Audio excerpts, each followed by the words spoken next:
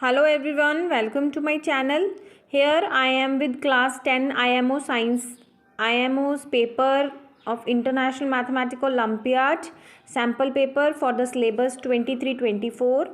SOF has issued some important questions regarding IMO and with latest pattern and marking scheme you will have to attempt total 50 question in an hour and you will have 4 section beta. First section will be of logical reasoning, mathematical reasoning will be second, third will be everyday mathematics and achiever section will be the fourth one, right?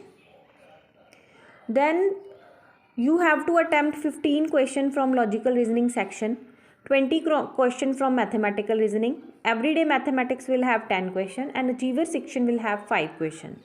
What will be the syllabus? Latest syllabus is the verbal and non-verbal reasoning will be in the logical reasoning section number 1. Section number 2 में आपको आपका जो syllabus है real number, polynomial, linear equation, quadratic equation, arithmetic progression, triangle, coordinate geometry, introduction to the trigonometry, application, circle, area related, surface, volume, statistics and probability. And in the section number 3 you will be have the syllabus as basic on based on mathematical reasoning and quantitative aptitude, and the section 4 will have higher order thinking with as per syllabus of section number 2. First section is logical reasoning section. इसके अंदर इन्होंने 3 questions जो हैं वो आपको provide किए हैं ये बताने के लिए कि ये आपका जो पेपर है कैसे आता है. तो जो हम बात कर रहे हैं लॉजिकल रीजनिंग सेक्शन की, तो इसमें जो बेटा फर्स्ट क्वेश्चन है वो ये है कि प्लस जो है उसका मतलब यहाँ पर डिवीज़न है, डिवीज़न का मतलब माइनस है, माइनस का मतलब मल्टीप्लिकेशन है एंड क्रॉस का मतलब जो है वो प्लस है. तो हमें जो है वो ये वाला एक्सप्रेशन सॉल्व करना है, दिस वन. ठीक है, कुछ नहीं करना. हमने जो ये वैल्यूज़ दी हुई हैं जैसे 12 है तो 12 में जो प्लस का मीन्स है वो डिवीज़न है. दैट मीन्स यहाँ पे हम डिवाइडेड बाय आ जाएगा यहाँ पर, और जो डिवाइडेड है उसका मतलब होगा माइनस, और जो माइनस है उसका मतलब होगा मल्टीप्लिकेशन, और क्रॉस का मतलब होगा प्लस. तो ये हमारा जो एक्सप्रेशन बनेगा वो बनेगा 12 divided by 6 minus 3 into 2 plus 8. तो आपको बॉड मास का रूल पता है कैसे उसको सॉल्व करना है. तो 12 को जब आप 6 से डिवाइड करोगे तो आपका आंसर आएगा 2. तो 2 माइनस 3 को 2 से मल्टीप्लाई करना है, उसके बाद वो 6 आ गया प्लस 8. अब ये माइनस प्लस जो होता है वो माइनस होता है, तो 8 में से जो 6 गए वो 2 रह गए, साइन लगेगा प्लस 2 का, तो ये विल आएगा आंसर 2 + 2 आंसर विल बी 4. तो ये आपका आंसर होगा. बड़े ही ध्यान से और बड़े ही अच्छे से आपने इसको रफ साइड पे काम करके इसका आंसर जो है वो आपने इसको 4 निकालना है. ठीक है. Then we have how many such pairs of letters are there in the word, each has as many as letter them as in the word English alphabet is advertisement. हमें एक वर्ड दिया हुआ है एडवर्टाइजमेंट. अब हमें पता है कि एडवर्टाइजमेंट जो वर्ड है उसमें हमने क्या करना है, पेयर्स निकालने हैं कि जो लेटर ये जैसे ए आ रहा है तो ए के बाद डी है, तो ए के बाद डी जो होता है वो बी और सी के बाद आता है, पर यहाँ पे कोई गैप नहीं है. तो हमें ये चेक करना है कि कौन सा एग्जैक्टली जैसे अल्फ़ाबेट में गैप के बाद आता है वो गैप के बाद आ रहा है. तो यहाँ पे अगर हम सबसे पहले देखें तो ए के बाद डी कोई गैप नहीं, वी के बाद डी एक गैप है, पर ए के बाद तो वी बहुत गैप्स के बाद आता है.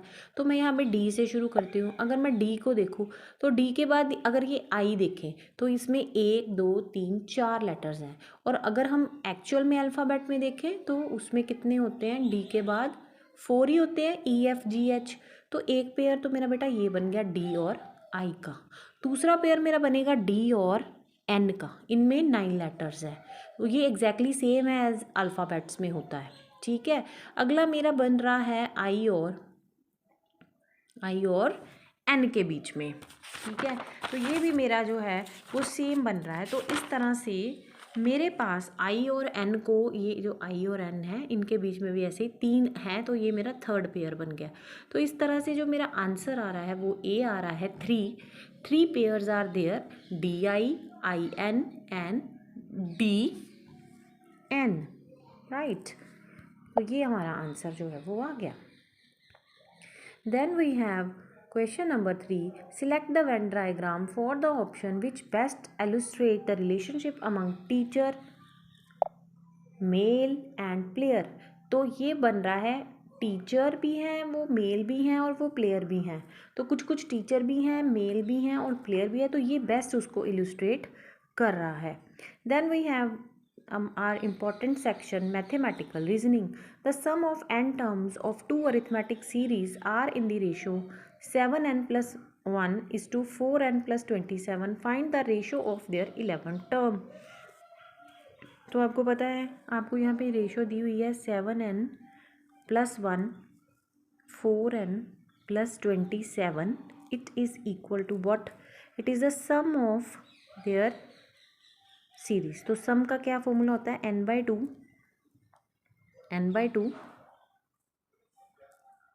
तो यहाँ पर हमें 7n plus 1 4n plus 27 n/2 2a plus sum of n terms का फॉर्मूला दिया हुआ है, उसका हमने यहाँ पे फॉर्मूला लगा लेना है. इसकी फर्स्ट टर्म a होगी, इसकी a डैश होगी, इसकी d होगी, डिफरेंस दोनों टर्म्स के बीच में, और इसका d डैश होगा. ठीक है बेटा, अब हमने क्या करना है, इनको सॉल्व करना है. इसको कटिंग कर देंगे हम.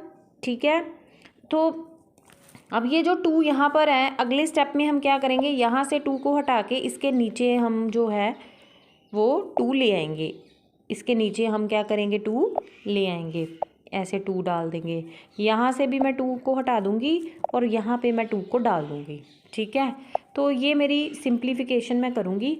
अब आपको पता है कि हमारे पास जो n टर्म का फॉर्मूला होता है वो a plus n-1 into D होता है. और अगर मुझे 11th टर्म निकालनी है तो यहाँ पे मेरा n मस्ट भी 21 होगा, तभी यहाँ पे 21 - 1 करूँगी तो 21 - 1 कितना होगा, 20/2. तो वो 10 आ जाएगा. 10 को हम ऐसे लिख सकते हैं 11 - 1, तो तभी ये 11th टर्म होगा. मीन्स अब मुझे क्या करना है, अब मुझे n को 21 पुट करना है. यहाँ पर मुझे n को कितना पुट करना है, 21. तो मैं यहाँ पे n को 21 पुट करूँगी, 7 × 21, और यहाँ भी करूँगी तो ये मेरा हो जाएगा 7 × 4 × 21 प्लस 27. तो इसको सॉल्व करके बेटा मेरा आंसर आएगा 148/111. ये 37 के टेबल पे जाएगा 4/3. तो जो मेरी ऑप्शंस यहाँ पे मुझे दी हुई हैं 4/3, 5/4, 7/4, नन ऑफ दीज, तो 4/3 will be the right answer.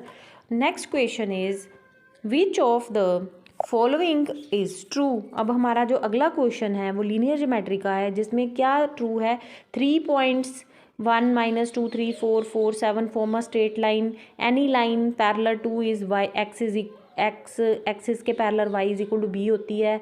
And the point 3 5 at distance 5 unit from the origin all of these. तो इनमें से कौन सी स्टेटमेंट ट्रू है. अब हम 1 बाय 1 इसको निकाल लेंगे बेटा. 3 पॉइंट्स जो हैं वो स्ट्रेट लाइन कब बनाते हैं, अगर मेरे पास पहला पॉइंट है a is equal to 1, -2, b है 3, 4, और c कितना है, c है 4, 7. तो मैं इनके बीच में डिस्टेंस फॉर्मूला लगाऊंगी. पहले मैं ए बी निकालूंगी, फिर मैं बी सी निकालूंगी, फिर मैं ए सी निकालूंगी.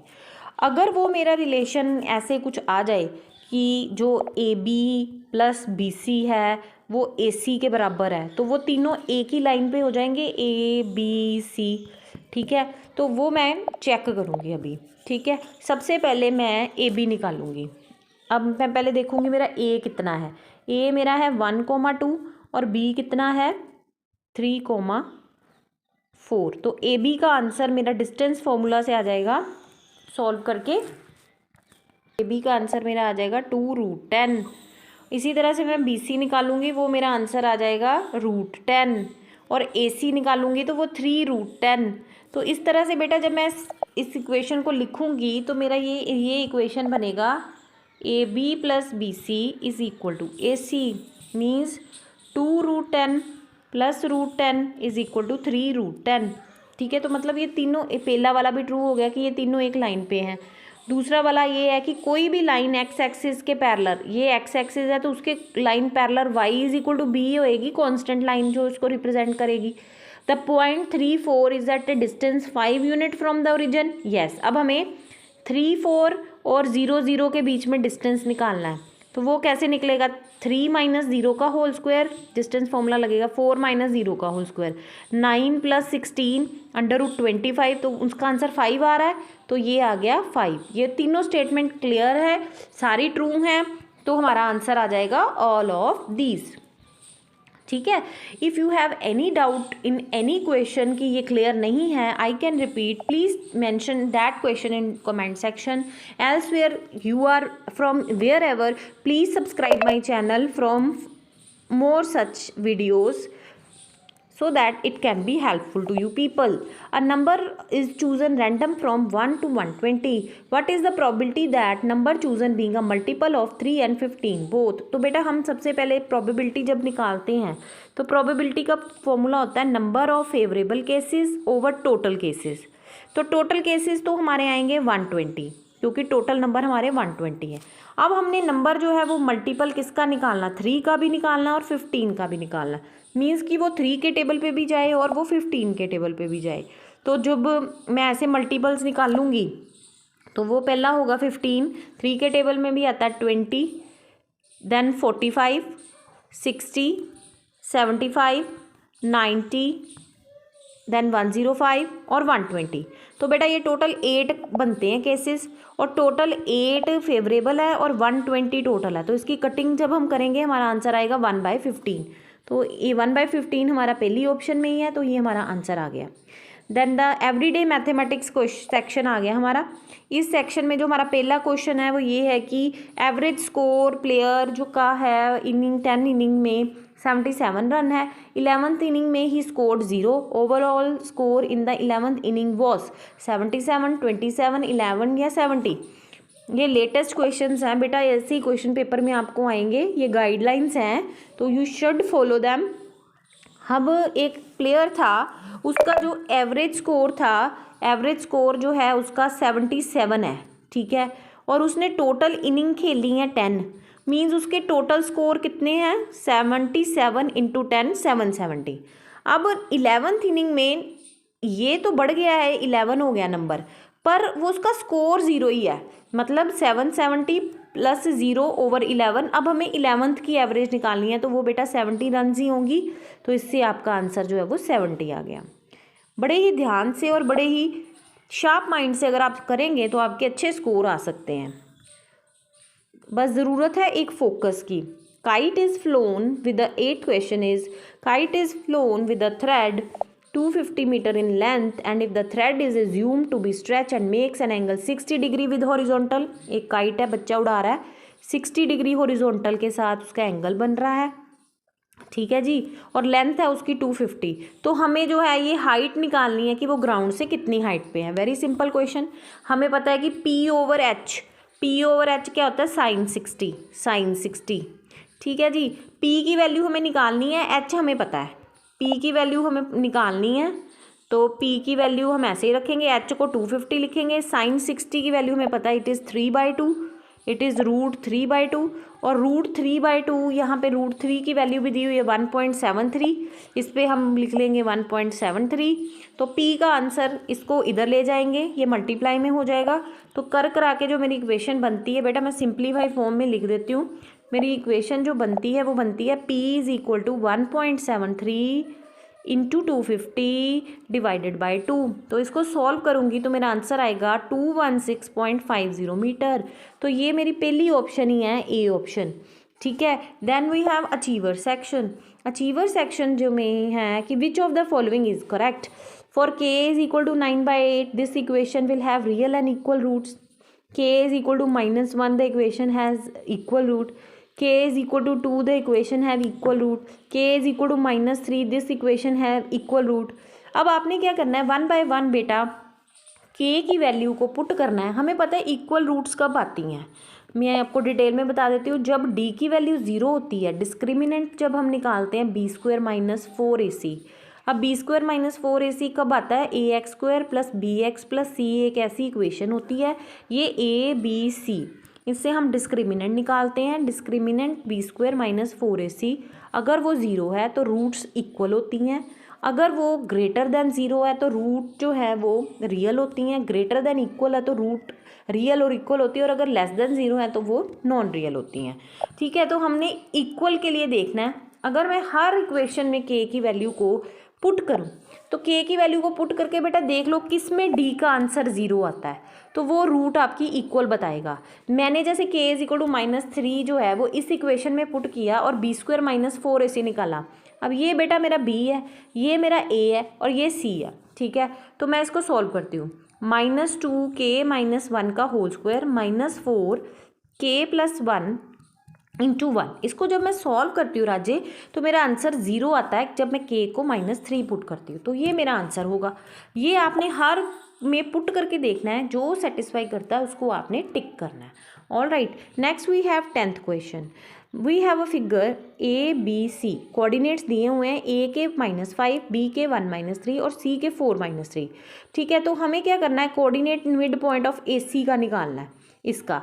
तो a के क्या कोऑर्डिनेट दिए हुए हैं, -5, b के 1, -3, c के 4 - 3। तो हमें AC के मिड पॉइंट निकालने हैं, तो वो क्या होंगे, AC के होंगे 4 - 5/2, यानी कि x1 + x2/2, तो -1/2। इसी तरह से जब मैं x2 निकालूंगी वो आएगा -3 + 5/2 मीन्स 2/2 मीन्स 1। तो ये मेरा बना -1/2, 1।